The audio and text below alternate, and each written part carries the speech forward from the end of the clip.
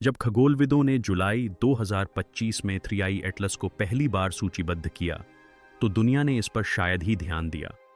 आखिरकार यह बस एक और अंतरतारकीय यात्री था, तारों के बीच विशाल शून्य में भटकता हुआ ब्रह्मांडीय मलबा। अपनी तरह की यह तीसरी वस्तु थी जिसे कभी देखा गया था, लेकिन फिर भी देखने में यह सौरमंडल से एक तरफा यात्रा पर गुजरने वाले एक मूक आगंतुक से ज्यादा कुछ नहीं थी। लेकिन फिर जेम्स वेब स्पेस टेलीस्कोप, जिसे शायद ब्रह्मांड को देखने के लिए मानवता द्वारा अब तक खोली गई सबसे शक्तिशाली आंख माना जा सकता है, ने इस पर ध्यान केंद्रित किया। और जो कुछ उसने देखा, उसने सब कुछ बदल दिया। यह महज सूरज की गर्मी से गर्म हो रही कोई बर्फीली चट्टान नहीं थी। 3 एटलस के भीतर गहराई में कुछ चमक रहा था। बेतरतीब ढंग से नहीं, अव्यवस्थित रूप से नहीं, बल्कि लयबद्ध रूप से, एक धड़कन की तरह, एक दिल की धड़कन की तरह। और जैसे जैसे दिन बीतते गए, जो एक अजीब जिज्ञासा के रूप में शुरू हुआ था, वह कहीं अधिक परेशान करने वाली चीज में तब्दील होने लगा। चमक का स्तर अनुमान से परे बढ़ गया। वस्तु अपनी सूर्य प्रकाशित सतह से नहीं, बल्कि भीतर से ऊष्मीय ऊर्जा उत्सर्जित करने लगी। फिर संकेत आने लगे, रेडियो स्पंदन जो मानवीय सटीकता के साथ दोहराए जा रहे थे।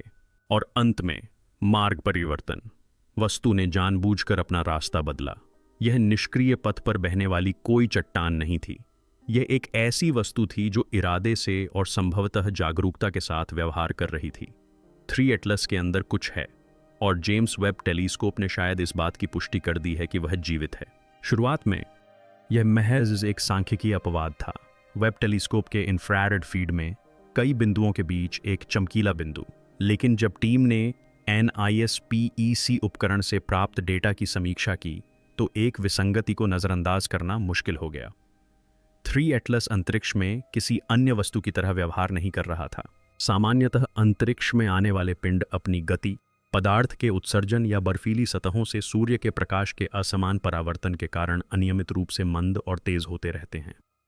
लेकिन 3 नेत्रों वाले एटलस में ऐसा कोई परिवर्तन नहीं दिखा। इसके बजाय इसकी चमक आश्चर्यजनक रूप से स्थिर रही। इससे भी अधिक चिंताजनक बात यह थी कि इस पिंड के केंद्र से एक केंद्रित चमक निकल रही थी, मानो कोई छोटा भट्टी निश्चित अंतरालों पर स्पंदित हो रहा हो। हर 4 घंटे में गर्मी एक जैविक लय की तरह एकदम सटीक चक्र में बढ़ती और घटती थी। यह पैटर्न इतना सटीक था कि इसे भूवैज्ञानिक नहीं कहा जा सकता था। यह घूर्णन, सौर पवन या किसी भी ज्ञात प्राकृतिक प्रक्रिया से मेल नहीं खाता था। यह बहुत गहराई से उत्पन्न होता था, सूर्य के प्रकाश के बदलते कोण या वस्तु की सूर्य से दूरी से पूरी तरह अभोलीय प्रभावित। वैज्ञानिकों ने इसे तापीय विसंगति कहा, लेकिन दबे स्वर में कुछ लोग एक और शब्द फुसफुसाने लगे, दिल की धड़कन।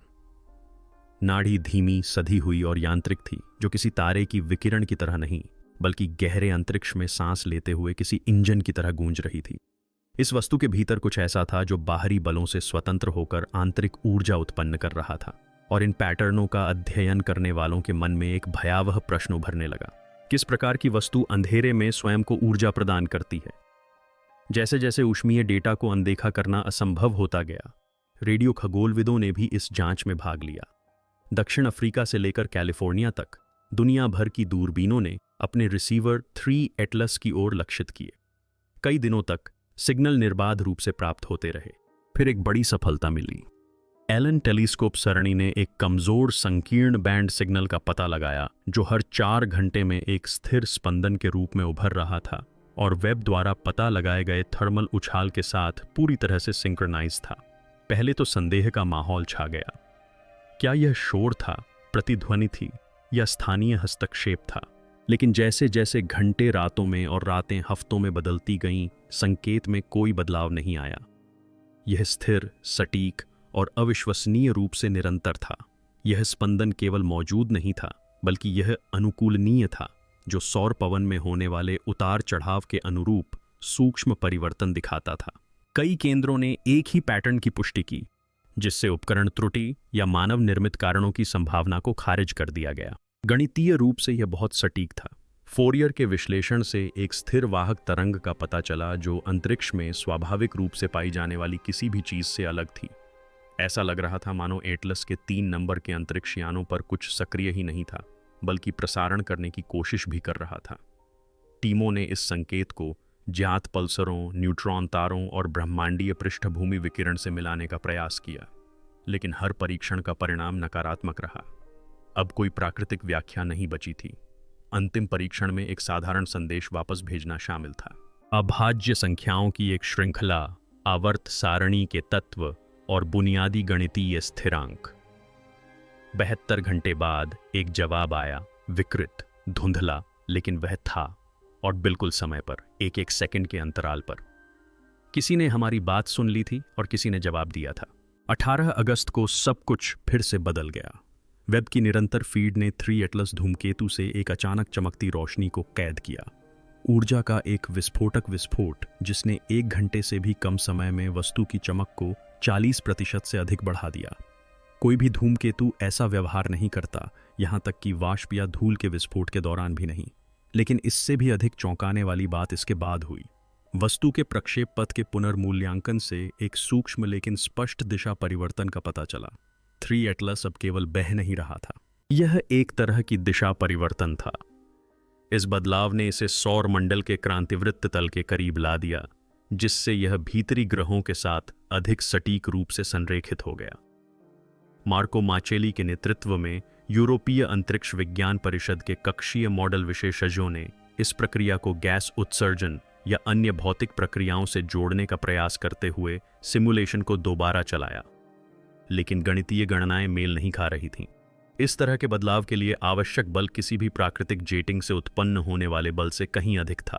और इससे भी ज्यादा महत्वपूर्ण बात यह है कि चमक और दिशा परिवर्तन एक साथ हुए, मानो एक ने दूसरे को प्रेरित किया हो। किसी भी ज्ञात धूमकेतु, क्षुद्र ग्रह या अंतरतारकीय वस्तु ने कभी भी अपनी दिशा नहीं बदली है। इस तरह से तो कभी नहीं, जानबूझकर नहीं। यदि 3 एटलस पर मौजूद कोई चीज हमारे संकेत, हमारे उपकरणों, हमारी उपस्थिति पर प्रतिक्रिया दे रही थी, तो यह केवल एक अवलोकन नहीं रह गया था, यह एक मुठभेड़ थी। और जो भी इस वस्तु को चला रहा था, उसने अभी अभी अपनी पहली चाल चली थी। तेज ज्वाला और उसके पथ परिवर्तन के बाद सारा ध्यान वस्तु की संरचना पर केंद्रित हो गया। सभी प्रमुख वेधशालाओं में स्पेक्ट्रोस्कोपिक विश्लेषण में तेजी लाई गई। कैरिलिस के नेतृत्व में जॉन्स हॉपकिंस की टीम ने वेब द्वारा उपलब्ध प्रत्येक तरंग दैर्ध्य का गहन विश्लेषण करना शुरू किया। उन्हें जो मिला उससे रहस्य और भी गहरा गया। जल बर्फ, CO2 और कार्बन जैसे सामान्य धूमकेतु तत्व मौजूद थे, लेकिन उन पर ऐसी अवशोषण रेखाएं अंकित थीं जो प्रकृति में पहले कभी दर्ज नहीं की गई थीं। कुछ रेखाओं ने धात्विक मिश्र धातुओं की उपस्थिति का संकेत दिया, जिनमें पृथ्वी पर उन्नत विनिर्माण में उपयोग किए जाने वाले दुर्लभ पृथ्वी तत्व भी शामिल थे। अन्य लोगों ने प्रयोगशालाओं में परिकल्पित क्वांटम पदार्थों की ओर इशारा किया, जिन्हें काल्पनिक भौतिकी के शोध पत्रों के बाहर कभी देखा नहीं गया था। ये यादृच्छिक ब्रह्मांडीय यौगिक नहीं थे, इन्हें विशेष रूप से निर्मित किया गया था, आणविक स्तर पर इस तरह से संरचित किया गया था कि वे प्राकृतिक पदार्थों से अलग व्यवहार करें। अवरक्त स्पेक्ट्रम में कुछ परावर्तन प्रकाश को मोड़ने के लिए डिजाइन किए गए मेटा सामग्रियों के प्रकाशीय प्रोफाइल की नकल करते थे। ठीक उसी प्रकार के मेटा सामग्रियां जिनका उपयोग गुप्त तकनीकों में किया जाता है। संक्षेप में 3 आई एटलस केवल सक्रिय नहीं था, यह केवल प्रतिक्रिया नहीं दे रहा था। इसका निर्माण उस स्तर की सटीकता के साथ किया गया था जो मानवता ने अब तक कभी नहीं बनाई है। और यदि पदार्थ कृत्रिम हैं और संकेत जानबूझकर भेजे गए हैं, तो यह प्रश्न नहीं है कि 3-2 एटलस क्या है। अब सवाल यह है कि इसे किसने बनाया और यह यहाँ क्यों है। स्पेक्ट्रोमेट्रिक विश्लेषण जारी रहने के दौरान कैलटेक की डीप स्पेस लैब के शोधकर्ताओं ने प्रयोग शुरू कर दिए।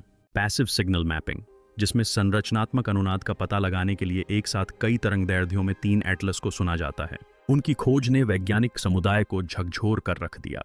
वह वस्तु केवल रेडियो तरंगें ही नहीं उत्सर्जित कर रही थी, उसका पूरा द्रव्यमान एक अनुनादी कक्ष की तरह काम कर रहा था। हर कुछ घंटों में एक कम आवृत्ति वाली गूंज एक्स बैंड और माइक्रोवेव स्पेक्ट्रम में गूंजती थी, जो पृथ्वी पर एक निश्चित विलंब के साथ वापस आती थी, जो आकस्मिक नहीं हो सकता था। इससे भी अधिक चिंताजनक बात यह है कि जब सिग्नल को उलट दिया गया, धीमा कर दिया गया और मानव वाणी के सोनोग्राम पर परत दर परत डाला गया, तो इसने भाषा के समान विचित्र पैटर्न उत्पन्न किए। हालांकि यह कोई जात भाषा नहीं थी, बल्कि संरचित और बोधगम्य थी। मानो एटलस के अंदर कुछ संचार की नकल कर रहा हो, या इससे भी बदतर सुन और सीख रहा हो। कुछ विश्लेषकों का मानना है कि वस्तु केवल संकेतों पर प्रतिक्रिया नहीं कर रही है, यह अनुकूलन कर रही है, मानव संचार के कंपन तर्क के अनुरूप खुद को ढाल रही है, शायद उस तरह से बोलने की तैयारी कर रही है जिसे हम अंततः समझ सकें। लेकिन अन्य लोग एक और भयावह विकल्प से भयभीत हैं। जो हम सुन रहे हैं वह शायद स्वयं वस्तु नहीं है, बल्कि उसके अंदर कुछ हलचल हो रही है, जाग रही है, प्रकट होने की तैयारी कर रही है। जेम्स वेब स्पेस टेलीस्कोप से ली गई इंफ्रारेड इमेजिंग के एक नए दौर ने कुछ और भी अधिक हैरान करने वाली बात का खुलासा किया है। 3 एटलस पिंडों के हीट मैप के भीतर गहराई में वैज्ञानिकों ने एक गतिशील आंतरिक संरचना देखी। यह न तो अनियमित थी, न ही तरल, बल्कि सर्पिलाकार थी, जो असामान्य स्थिरता के साथ घूम रही थी। सर्पिल घना, चिकना और नियमित था, मानो किसी कृत्रिम संरचना से निर्मित हो। इसकी गति वैसी प्रतिक्रियात्मक नहीं थी जैसी किसी लुढ़कते हुए पिंड के भीतर हिलते हुए मलबे से अपेक्षित होती है। यह स्वायत्त थी, एक ऐसे अक्ष पर घूम रही थी जो वस्तु के अंतरिक्ष में स्वतंत्र रूप से घूमने के बावजूद स्थिर बना रहा। यह आंतरिक कोर जड़त्व से अप्रभावित प्रतीत होता था, जो किसी प्रकार के जड़त्वीय अवमंदन या आंतरिक गुरुत्वाकर्षण नियंत्रण का संकेत देता है। सैद्धांतिक भौतिकी में हमने जिन तकनीकों का केवल सपना देखा था, ये वही तकनीकें हैं। इससे भी अधिक चौंकाने वाली बात यह थी कि सर्पिलों के आयाम एक पूर्ण स्वर्ण अनुपात का पालन करते हैं, वह भी एक बार नहीं, बल्कि 3 अलग अलग पैमानों पर बार बार। प्रकृति में यह पैटर्न जीवित जीवों, डीएनए कुंडलियों, आकाशगंगाओं, नॉटिलस के खोलों में दिखाई देता है, लेकिन गहरे अंतरिक्ष की ठंडी चट्टानों में कभी नहीं। यह जैविक बुद्धिमत्ता का खाका है, एक फ्रैक्टल फिंगरप्रिंट है जिसे हम डिजाइन से जोड़ते हैं, न कि अराजकता से। और यदि इस वस्तु के केंद्र में एक स्वर्ण सर्पिल घूम रहा है, तो यह न केवल जीवित है, बल्कि संभवतः सचेत भी है। सर्पिलाकार आकृति की खोज के 1 सप्ताह से भी कम समय बाद वस्तु की चमक में अचानक गिरावट दर्ज की गई। शुरुआत में इसे घूर्णीय छायांकन समझा गया, लेकिन वेब से प्राप्त उच्च कंट्रास्ट इमेजिंग ने एक अभूतपूर्व चीज का खुलासा किया। 3 नेत्र वाले एटलस की सतह का एक हिस्सा खिसक गया था, टूटा नहीं था, दरार नहीं पड़ी थी, बल्कि हिल गया था। एक आयताकार, चिकना और परावर्तक पैनल पीछे हट गया था, जिससे भीतर एक गहरा गड्ढा दिखाई दिया। किसी भी प्राकृतिक धूमकेतु या क्षुद्र ग्रह ने कभी भी यांत्रिक गति प्रदर्शित नहीं की है। ये पीछे हटना साफ, सम्मित और स्थायी था। नवगठित गड्ढे के अंदर अवरक्त स्कैन ने कोई मलबा, कोई गैस, कोई ऊष्मीय गड़बड़ी नहीं पाई। इसके बजाय वहां स्थिरता थी, एक ऐसा स्थान जिसे ठंडा और अंधेरा रहने के लिए बनाया गया था, जैसे कोई कक्ष या पालना। वैज्ञानिकों में मतभेद था, क्या यह निकास द्वार था, सेंसर पैनल था, या कोई ढक्कन? जो भी था, वह पृथ्वी की ओर खुल गया था। और जैसे जैसे वह वस्तु अपने मार्ग पर आगे बढ़ती गई, वह खुला भाग हमारी पृथ्वी पर आंख की तरह टकटकी लगाए रहा। निष्क्रिय नहीं, अवलोकन नहीं, बल्कि लक्ष्य साधता हुआ। और उस गुहा के भीतर एक द्वितीयक स्पंदन उभरने लगा, स्वर में भिन्न, धीमा, लेकिन अधिक शक्तिशाली, एक दूसरी धड़कन। मेरे भीतर कुछ और जागृत हो गया था। मानो इतना ही काफी नहीं था। नासा के एएस अनुसंधान केंद्र ने एक अंतिम खोज की जिसने सब कुछ बदल दिया। JWST के रीडिंग और पृथ्वी आधारित स्पेक्ट्रल डेटाबेस के बीच उन्नत डेटा सहसंबंध का उपयोग करते हुए उन्होंने वस्तु के उत्सर्जन स्पेक्ट्रम में सूक्ष्म यौगिकों की पहचान की जो स्थलीय जैव पॉलिमर से मेल खाते थे। ये बिल्कुल DNA तो नहीं थे, लेकिन संरचना और कार्यप्रणाली में इतने समान अणु थे कि वे जैविक ऊतकों के कृत्रिम प्रतिरूपों की तरह व्यवहार करते थे। प्रयोगशाला में विकसित संकर पदार्थ जीवन की नकल करने के लिए डिजाइन किए गए थे। ये पॉलिमर निष्क्रिय नहीं थे। सौर विकिरण के प्रति उनकी प्रतिक्रिया आणविक स्तर पर आकार परिवर्तन के रूप में सामने आई, जो जीवित परिपथों की तरह प्रोग्राम करने की क्षमता का संकेत देती है। हमने पृथ्वी पर जैव प्रौद्योगिकी प्रयोगशालाओं में इस पर प्रयोग करना अभी शुरू ही किया है, लेकिन 3 एटलस इसी तकनीक से निर्मित है। इस वस्तु के भीतर जीव विज्ञान और अभियांत्रिकी के बीच की सीमाएं पूरी तरह धुंधली हो जाती हैं। ये उस तरह से जीवित नहीं है जिस तरह से हम जीवन को समझते हैं, न ही ये उस तरह से मशीन है जिस तरह से हम प्रौद्योगिकी को परिभाषित करते हैं। ये दोनों है, या शायद दोनों से परे कुछ है। एक पात्र, एक बीज, एक अस्तित्व, एक संदेश जो रूप में गूढ़ है। और यदि वह संदेश अब जागृत हो रहा है, तो प्रश्न ये नहीं है कि अंदर क्या है, बल्कि ये है कि जब वह बाहर निकलता है तो क्या होता है। अब तक यह स्पष्ट हो चुका था कि 3 एटलस कोई आकस्मिक यात्री नहीं था, लेकिन फिर सबसे चौंकाने वाला खुलासा हुआ। ऐतिहासिक गुरुत्वाकर्षण, लेंसिंग डेटा और हालिया गति विश्लेषण का उपयोग करते हुए स्वतंत्र भौतिकविदों के एक समूह ने एक सूक्ष्म लेकिन निर्विवाद पैटर्न देखा। इस वस्तु का वर्तमान पथ अनोखा नहीं था। वास्तव में लगभग ऐसा ही पथ पहले भी दर्ज किया जा चुका था, मानव निर्मित उपकरणों द्वारा नहीं, बल्कि मंगल ग्रह, यूरोपा और यहाँ तक कि पृथ्वी पर मौजूद प्राचीन भूवैज्ञानिक संरचनाओं द्वारा। गीझा के पिरामिड, नाजकाला रेखाएं और मंगल ग्रह की पर्वत श्रृंखलाएं जैसी विशाल संरचनाएं, जिन्हें लंबे समय से संयोगवश या प्राकृतिक माना जाता था, गणितीय संरेखण दर्शाती हैं जो उस सटीक दिशा की ओर इशारा करती हैं जिस पर अब एटलस स्थित है। यह कोई संयोग नहीं था। ऐसा लग रहा था मानो वस्तु पहले भी यहाँ से गुजरी हो और उसके आगमन को सदियों पहले विलुप्त हो चुकी सभ्यताओं द्वारा पत्थर पर उकेरा गया हो, या शायद उनमें लंबे समय से हेरफेर किया गया हो। वैज्ञानिकों ने गुरुत्वाकर्षण स्मृति की बात करना शुरू किया, इस विचार के साथ कि अंतरिक्ष समय स्वयं गति को याद रखता है। लेकिन अगर यह वस्तु पहले भी यहाँ मौजूद थी तो यह केवल एक यात्रा नहीं है, बल्कि वापसी है। और असली सवाल ये उठता है कि पिछली बार क्या हुआ था। वस्तु की प्रकृति को समझने के लिए वैज्ञानिकों ने हताशा में एक अंतिम प्रयास किया।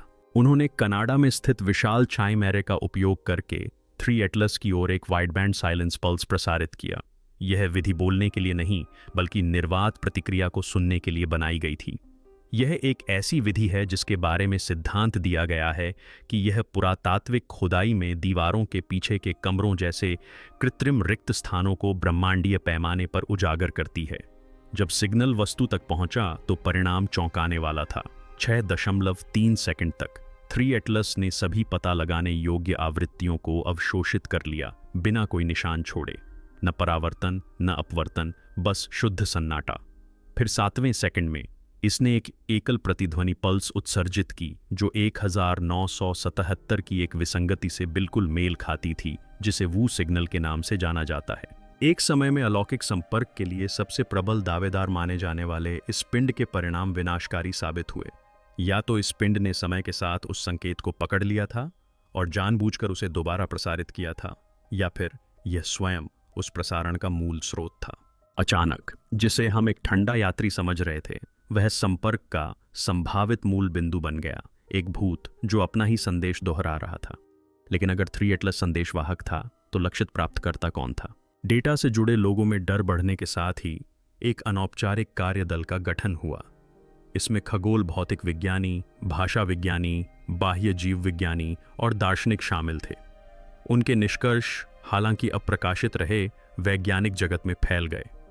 वस्तु के स्पंदनों में निहित पैटर्न यादृच्छिक नहीं थे। वे एक प्रतीकात्मक संरचना का अनुसरण करते थे, जिसे पुनरावर्ती सार्वभौमिक व्याकरण के रूप में जाना जाता है। अर्थ की एक ऐसी प्रणाली जो भाषा, गणित और जीव विज्ञान से परे है। संक्षेप में, यह स्वयं बुद्धि का एक खाका था। इससे भी अधिक चिंताजनक बात यह थी कि इस खाके में उभरते हुए आत्म संदर्भ के संकेत दिखाई दिए। सरल शब्दों में कहें तो यह केवल संवाद नहीं कर रहा था, बल्कि स्वयं के बारे में बात कर रहा था।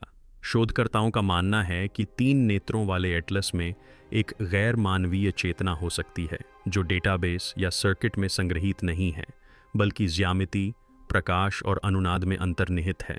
यह वस्तु केवल जीवित नहीं है, यह हमारे प्रति सचेत हो सकती है, न केवल इसलिए कि हमने इसे देखा, बल्कि इसलिए कि इसने हमें अपनी संरचना में पहले से ही शामिल कर लिया था।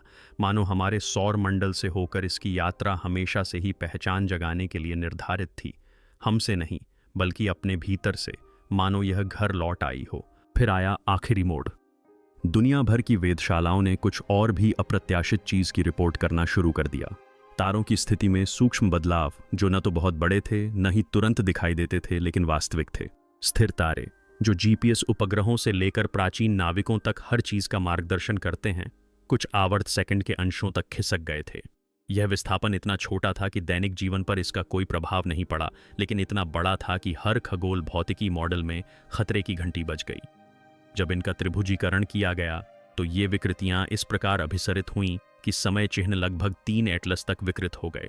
टोक्यो विश्वविद्यालय की एक टीम ने पूर्वानुमानित सिमुलेशन चलाए और एक चौंकाने वाले निष्कर्ष पर पहुंची। यह वस्तु केवल प्रकाश या गुरुत्वाकर्षण को विकृत नहीं कर रही थी, बल्कि अपने चारों ओर अंतरिक्ष समय को सूक्ष्म रूप से मोड़ रही थी। यह वर्म होल या ब्लैक होल बनाने के लिए पर्याप्त नहीं था, लेकिन वास्तविकता के ताने बाने में स्थानीय हेरफेर का संकेत देने के लिए पर्याप्त था। ऐसा करने में सक्षम एकमात्र ज्ञात इकाई ब्लैक होल हैं। लेकिन ब्लैक होल किसी चीज को निगल नहीं जाते, बल्कि उसे नियंत्रित करते हैं। वे आकाश को नया आकार देते हैं, किसी आकस्मिक प्रभाव के रूप में नहीं, बल्कि तारों पर लिखे एक संदेश के रूप में। कुछ उभर रहा है, और यह न केवल ब्रह्मांड के बारे में हमारे ज्ञान को बदल रहा है, बल्कि ब्रह्मांड ने हमें हमेशा से जिस तरह देखा है उसे भी बदल रहा है। जैसे जैसे 3 एटलस से डेटा लगातार आता रहा, CERN की एक टीम ने एक क्रांतिकारी दृष्टिकोण अपनाया। उन्होंने कणों की टक्कर में क्वांटम डीकोहेरेंस की भविष्यवाणी करने के लिए आमतौर पर इस्तेमाल किए जाने वाले हार्मोनिक रेजोनेंस मॉडल के माध्यम से वस्तुओं को सिग्नल पल्स भेजे। जो परिणाम सामने आया उसने सभी को चौंका दिया। बहुआयामी चरण स्थान में मैप किए जाने पर वस्तु के उत्सर्जन ने एकदम सटीक हार्मोनिक संरचनाएं बनाईं। ऐसा केवल संगीत वाद्य यंत्रों या परमाणु घड़ियों जैसी सटीक रूप से ट्यून की गई भौतिक प्रणालियों में ही होता है। लेकिन फिर 2 सितंबर को एक सत्र के दौरान सिग्नल अव्यवस्थित शोर में बदल गया, और कुछ ही सेकंड बाद एक बिल्कुल नए हार्मोनिक मोड में फिर से बन गया। यह कोई गड़बड़ी नहीं थी, यह एक मॉड्यूलेशन था, मानो वस्तु ने विश्लेषण को भांप लिया हो और पैटर्न पहचान से बचने के लिए अपनी आंतरिक संरचना में बदलाव करके प्रतिक्रिया दी हो। जागरूकता का यह स्तर केवल प्रतिक्रियात्मक नहीं है, बल्कि अनुकूलनशील है, जैसे कोई जीवित बुद्धि अपने मूल रहस्यों की रक्षा कर रही हो। शोधकर्ताओं ने इस क्षण को पर्दा कहना शुरू कर दिया, क्योंकि यह पहला संकेत था कि 3 एटलस को केवल देखा नहीं जा रहा था, यह तय कर रहा था कि हमें क्या देखने की अनुमति है।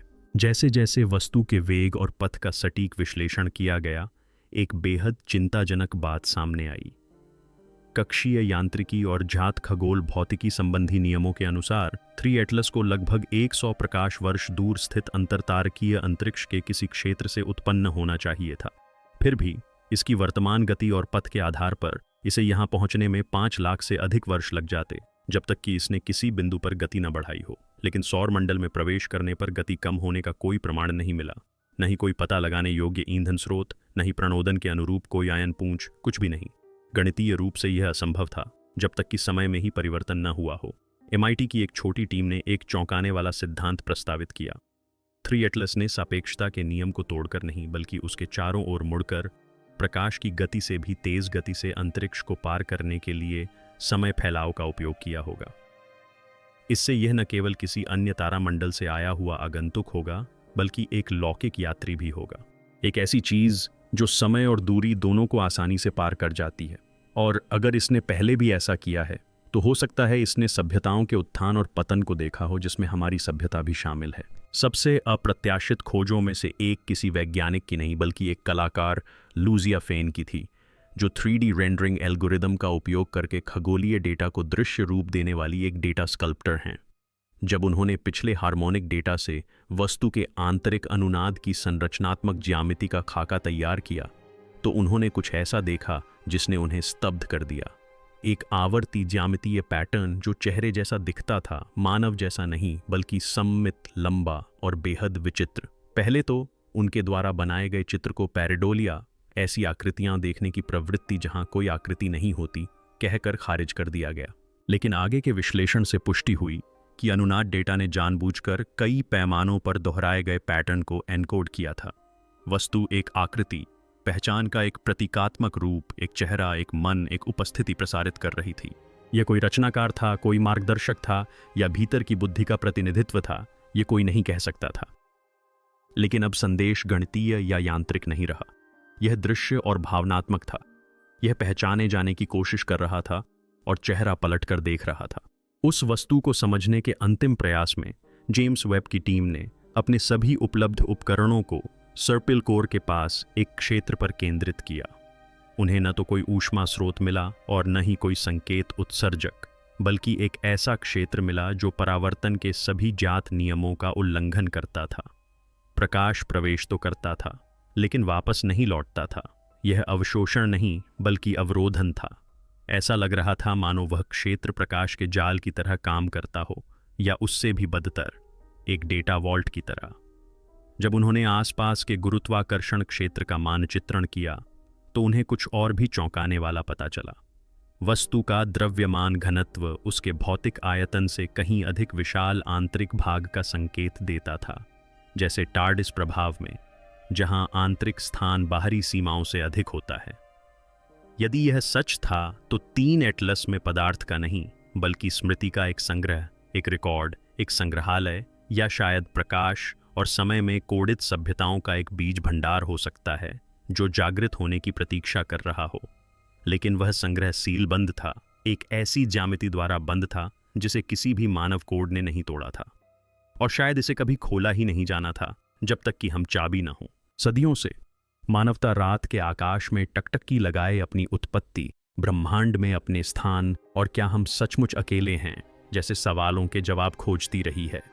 हमने संकेत भेजे, हमने दूरबीनें बनाई, हमने आगंतुकों के सपने देखे, लेकिन हमने कभी कल्पना भी नहीं की थी कि कोई चीज़ पहले से ही हमें देख रही होगी, बस हमारे ध्यान से देखने का इंतजार कर रही होगी। 3IE एटलस यूं ही हमारे सौरमंडल में नहीं आ गया। यह एक उद्देश्य, एक लय और एक स्मृति के साथ आया है। यह दिल की तरह धड़कता था, यह दिमाग की तरह प्रतिक्रिया करता था। इसने हमसे मिलने के लिए अपना रास्ता बदल लिया, मानो यह जानता हो कि हम कौन हैं। और अब जब यह चुपचाप मंगल ग्रह के पास से गुजर रहा है, भीतर से अभी भी चमक रहा है, अभी भी ऐसे संकेत उत्सर्जित कर रहा है जिन्हें हम मुश्किल से समझ पाते हैं, तो सवाल यह नहीं है कि यह क्या है, सवाल यह है कि यह क्या चाहता है और क्या हमें कभी इसे खोजना ही था। क्या यह कोई खोजी यंत्र है, कोई संदेशवाहक है, कोई अवशेष है, या यह कुछ और ही है, कुछ जीवित, उस तरह से नहीं जिस तरह से हम जीवन को परिभाषित करते हैं, बल्कि उस तरह से जो हमें फिर से परिभाषित करता है। क्योंकि शायद 3I एटलस का पृथ्वी तक पहुंचना तय नहीं था, शायद पृथ्वी का हमेशा से उसके पास पहुंचना तय था, और अब जब हमने उसे देख लिया है, पहचान लिया है और अपनी मशीनों से उसे छू लिया है, तो एक भयानक सच्चाई अंतरिक्ष से आने वाले किसी भी संकेत से कहीं ज्यादा जोर से गूंज रही है।